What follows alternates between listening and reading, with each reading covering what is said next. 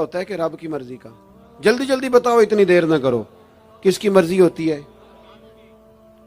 تو پھر جو قبیلہ اللہ نے میرے اور آپ کے لیے پسند کیا، ہم کیوں نہیں پسند کرتے؟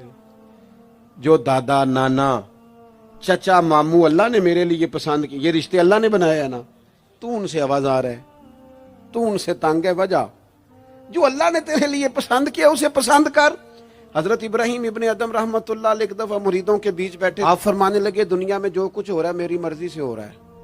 وہ بعض بندے پریشان بھی ہو جاتے ہیں جلدی کہ اتنا بڑا دعویٰ کر دیا ہے، تو آپ ہنس پڑے، فرمانے لگے اگلی بات بھی سن لو پھر کوئی تبصرہ کرنا۔ فرمانے لگے جو کچھ ہو رہا ہے میری مرضی سے ہو رہا ہے، کیونکہ میری وہی مرضی ہے جو میرے رب کی مرضی ہے۔ میں نے اپنی مرضی اپنے رب کی مرضی میں فنا کر دی۔ اب میری مرضی کوئی نہیں، سانو قید سجن دا گہنا ہے، او جنج رکھے ایسا اونج رہنا ہے۔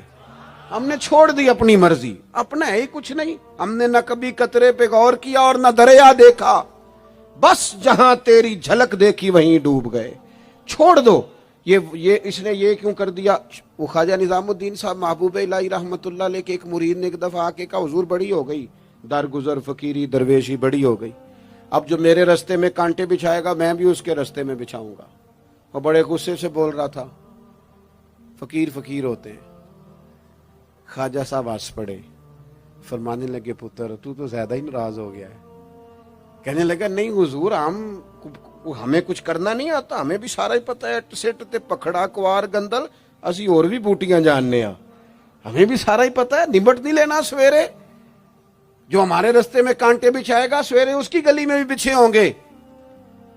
تو حضرت محبوب الہی فرمانے لگے پتر آدھے رستے میں تیری ضد میں وہ کانٹے بچھا دے گا اور آدھے میں تو اس کی ضد میں بچھا دے گا، تو پھر تو جو عام راہگیر ہوں گے ان کے بھی پیر زخمی ہوں گے۔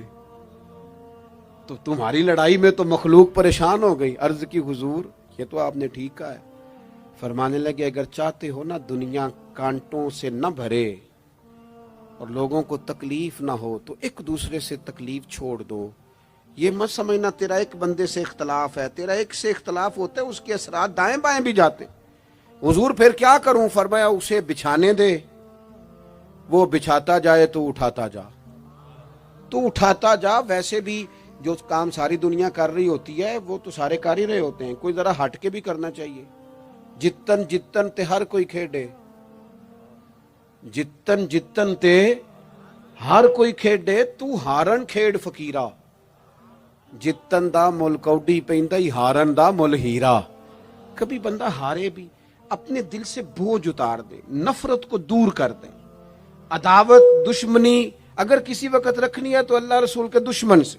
اشداء علی الکفار، اپنوں کے لیے کیا ہے، خوش عقیدہ کے لیے کیا ہے، رحماء بینہم۔ میرے عزیز ترمذی میں حدیث ہے، اپنی بات کو حوالہ دے کے مضبوط کر دوں۔ ترمذی میں حدیث ہے، نبی پاک علیہ الصلوۃ والسلام نے حضرت انس بن مالک سے فرمایا تھا، اے انس، اے میرے بیٹے، تم سے ہو سکے تو صبح اس حال میں کرنا کہ تمہارے دل میں کسی کا بغض نہ ہو۔ اور اگلے لفظ حدیث کے یہ ہیں، حضور فرمانے لگے یہ میری سنت ہے، یہ میرا طریقہ ہے، اپنے دلوں کو عداوتوں سے پاک کریں۔ اور پانچویں بات، اور بس اسی کے آگے پیچھے میں نے اپنی بات کو سمیٹ دینا ہے، میرا مضمون مکمل ہو گیا۔ حضور کی ایک بہت بڑی سنت، نبی پاک علیہ السلام کی ایک بہت بڑی ادا، وہ پتہ کیا ہے؟ وہ ہے دوسروں کا احساس کرنا، دوسروں کے بارے میں سوچنا، دوسروں کا خیال کرنا۔ میں ابھی آ رہا تھا تو میری گاڑی کے ساتھ کچھ دوستوں نے دوڑنا شروع کر دیا۔ میں جو ہوں مجھے اس کا پتہ ہے، میں ہمیشہ دوستوں سے کہتا رہتا ہوں آپ بزرگوں کے ہاتھ چومیں، اللہ والوں کی اچھی بات ہے، آپ کو فائدہ ہوگا۔ میرے جیسے گناہ گار کے ہاتھ چوم کے آپ کو کیا ملے گا؟ کوئی نتیجہ نہیں نکلے گا۔ ہاں آپ کوئی میری بات مان لیں اور اس پر عمل شروع کر دیں تو رب کریم کی رحمت صبح قیامت ممکن ہے یہ کہہ دے یہ تیری وجہ سے اس نے شروع کیا تھا، جا تیرے گناہ بھی معاف کیے۔ یہ جو ذوق ہے نا، اب ایک بندہ گاڑی کے پیچھے بھاگ رہا ہے تو مجھے اتنی سخت تکلیف ہو رہی تھی، میں نے کہا یار کیا ضرورت، دیکھو نا بیچارہ گرمی کا موسم ہے، پیاس لگے گی اور پسینہ آئے گا، क्यों भाग रहा है, मेरी मजबूरी भी है, गाड़ी को तो चलना है। जब तक हम एहसास पैदा नहीं ना करते, मेरे किबला आलम फरमाया करते थे कि तेरी गाड़ी के आगे से कोई गलत क्रॉस कर गया और दौड़ के गुजर गया और कोई सख्त जुमला भी कह गया है, उस पर भी तनकीद ना कर, तू अपने दिल में उसका एहसास पैदा कर, सोच के, हो सकता है उसे घर में कोई इमरजेंसी हो गई हो। अपनी सोचों को मुस्बत करें। आप दूसरों का एहसास भी अपनी तबीयत में पैदा करें, दूसरों के बारे में भी सोचें। मैं यहां माशाल्लाह स्टेज पे बैठा हूं, बड़ा नरम माहौल है, बड़ा कुछ है, लेकिन जो दोस्त पीछे दीवार के साथ खड़े हैं ना, जिनको जगह बैठने की भी नहीं मिली और खड़े होने की भी सही करके नहीं मिली, उनका भी एहसास पूरी तरह। और मेरे ख्याल में सबसे ज्यादा मेहमान खुसूसी भी वही हैं आज की हमारी महफिल के, जो ज्यादा मुश्किल में बैठे।